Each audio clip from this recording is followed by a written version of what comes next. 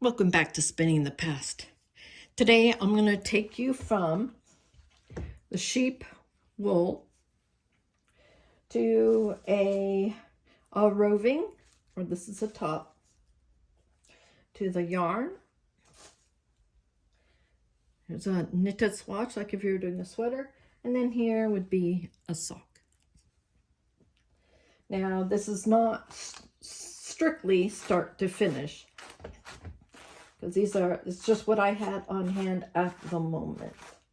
So what we need to do with the yarn, first of all, with the sheep's wool, we need to wash it because it's very, very dirty. Any animal that lives outside in the mud is going to come in very dirty.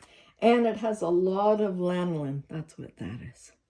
That's their natural waterproofing that sheep have. You ever wonder why they don't drown in their fleeces? It's because they got lanolin, which is a waxy coat or oily coat. So I am strictly straightening out the fibers. So this just shows you I would do it many more times. And the spinners out there will know what this little nemesis is. I call these nemesis. But the real name is a nep or noil. So one of these. This little bit is from when the shearer shears the sheep and then goes over it again.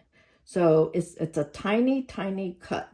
That will end up making a lot of hassles in your yarn. It will pill. So when you start using this, it will pill. So as a hand spinner, see like that, I just throw it on the floor. I don't want that. But the commercial processors don't get a choice. They have to use it all. And that's why a lot of our woolens will have pills in them. So let's say I'm done with this. I'm going to make a rolag. This is the traditional way.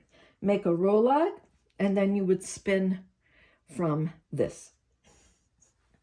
Commercial productions would take this. They would put this in an acid bath, and that will cut out, chew up to bits any little, what we call VM, vegetation. But it makes it very brittle. So this is not done in an acid bath. And so this has still a little bit of lana. It's still very soft. So if you have itchy wool, it could be the way it was processed on a commercial level. So anyways, I need to somehow make this usable for spinning. What they do in the factories is they will put they have this card, but on a giant roller. It's a roller of this.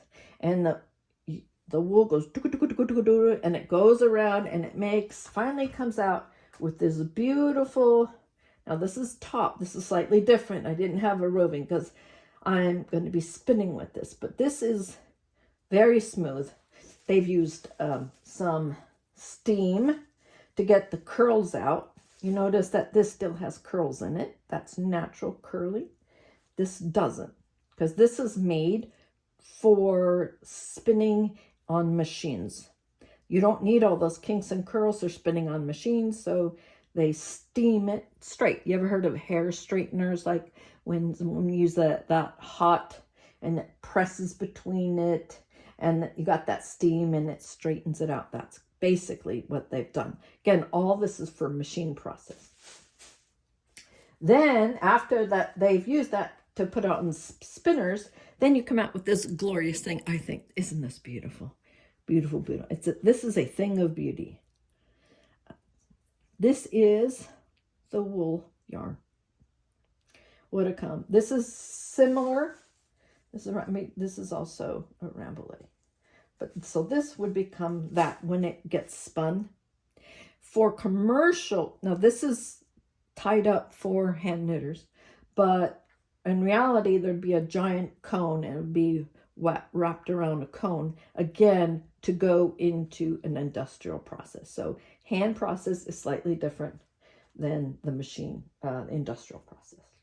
So what do I get with this? So when I do a swatch, I get something like this. Now this is a stockinette stitch, And this is what you would get if you got a sweater, if you knitted a sweater.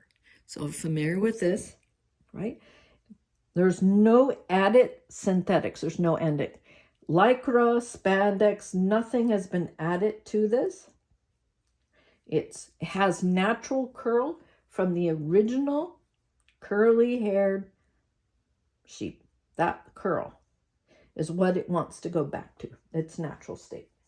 And then, let's say I wanted to knit some socks. If I spun that thinner, I would end up with some wool socks. And everybody knows I love to knit socks. So this would be an end product. But as you know, on this channel, we have so many things that we can do with it. This is all the knitting process. We can also weave with this as well. So we would go very similar process, and we would put it on the loom. And originally, long before there was knitting, there was weaving. So as far as we know, the original yarns were prepared and spun for the loom and not for knitting.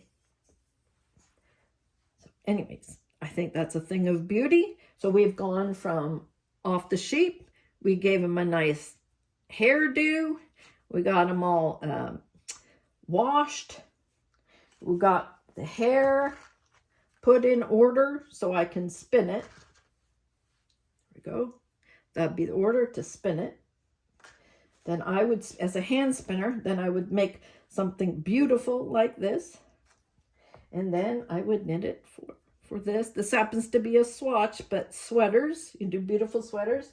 Or if I spun it thinner, then I can spin some socks. And there's just so many things you can do with it. So that is from sheep to finished product, all in a nutshell, all within 7 minutes. I did it in 7 minutes. Takes a lot longer to do this, of course, but if you didn't know how it gets off the sheep to a roving, to spun into a yarn, and then knitted, and a lot of our wools are knitted, but it'd be very similar. It would go on an industrial loom, or I have home looms as well, and I would weave with this as well.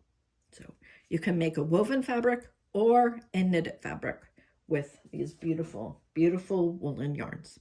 So I hope that's been helpful. Gave you an overview how we go from sheep to yarn to finished product. I hope that's been helpful today. If you have any questions, put them in the comments. Please give me a thumbs up. Let me know that you're watching these things, and I'll catch you next time on Spinning the Past.